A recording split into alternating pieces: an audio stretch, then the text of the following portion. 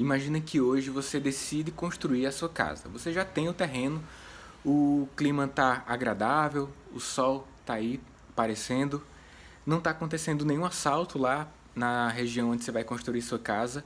E aí, baseado nisso, você toma uma decisão. Você não vai colocar portão na sua casa, você, em algumas partes, não vai colocar um telhado. Lá onde você vai estacionar o carro não vai ter telhado também. E beleza, constrói a casa. É assim que você faz? Eu tenho certeza que não. Mesmo que você não tenha nunca construído uma casa, você sabe que não é assim que se faz.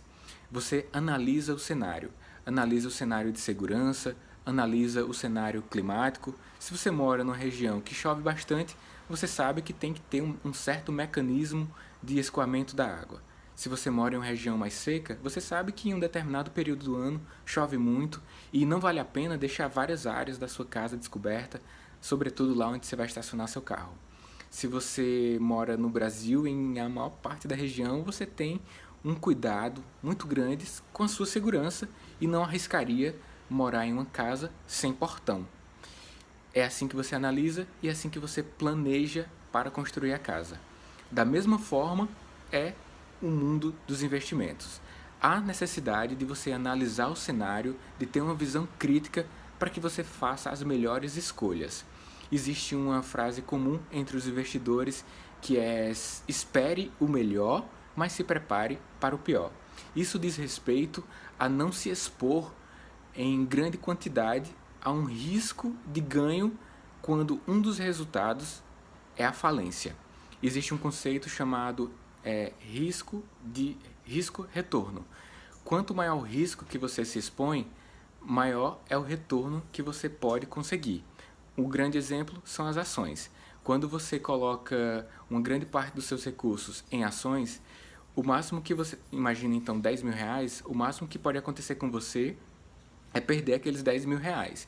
Mas existe um risco teórico de você ganhar de forma infinita. É um risco teórico. Imagina que você investe em uma ação de uma empresa que ninguém está dando atenção e hoje essa ação é R$ 1.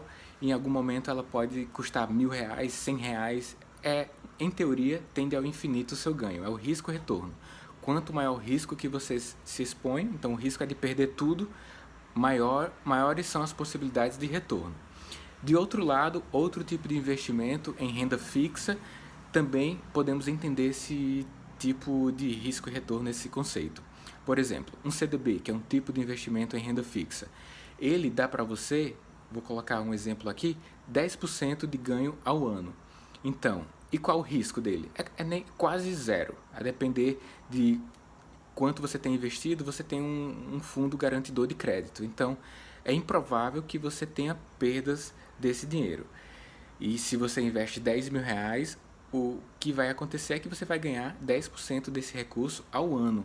É improvável que você perca os 10 mil reais todo. Então, percebeu aí o risco-retorno, como é esse conceito? O problema é que quando as pessoas começam a despertar para os investimentos, elas, assistindo um jornal, veem que uma determinada empresa está aumentando a cada semana a sua porcentagem, a sua valorização na bolsa de valores. Aí pega uma grande quantidade de seus recursos, a maior parte dos seus recursos, e coloca tudo numa ação. Mas nessa situação de colocar todos os seus recursos em algo de alto risco, uma das chances, além de você ganhar muito, é você falir. Quando você coloca a maior parte dos seus recursos lá, ou todo o seu recurso que você tem disponível em uma ação, existe o risco de falência. O risco de ganhar muito acontece, mas uma das possibilidades é o risco de falência. Essa situação é algo que você deve evitar, você deve correr. Nunca você deve investir em algo cuja uma das possibilidades é a falência, é a perda total. Existe uma maneira de ficar blindado quanto aos investimentos e eu listo pelo menos 2 pontos importantes quanto a isso. O primeiro ponto nessa blindagem é a educação financeira. Quando você tem informações, quando você tem educação sobre o tema, aumenta sua criticidade e com isso você consegue fazer as melhores decisões, as melhores escolhas diante das opções que você tem no mercado. A outra são os seguros. o seguro protege o seu patrimônio. Existem vários tipos de seguro. Quando você compra o carro, já é comumente aceito que você faça um seguro. Imagina que você tem um carro de 50 mil reais e você compra, paga o seguro, uma anuidade de 2 mil reais. Com isso, você protege o seu patrimônio. Se acontecer algum acidente, você não vai perder os 50 mil reais do carro. Você vai perder só o valor da franquia. Mas, em contrapartida, você abre mão desses 2 mil reais que você paga para o seguro. Então, o seguro e a educação são dois pontos que dão para você uma blindagem ao começar nesse mundo dos investimentos. Quando você tem uma maior criticidade, você consegue inicialmente investir em produtos que te propõem uma grande segurança, embora o retorno seja limitado. À medida que o tempo vai passando, você vai construindo uma carteira, você consegue avançar para fundos de investimentos com maior risco e em outro momento passa a investir em ações em uma pequena parcela da sua carteira de investimentos. É importante que você tenha essa visão crítica, porque senão você assiste o jornal, vê que uma empresa está rendendo bastante e se expõe grandemente, fortemente, em grande quantidade de seus recursos, e aí de repente uma das possibilidades é falir e você sai totalmente do jogo.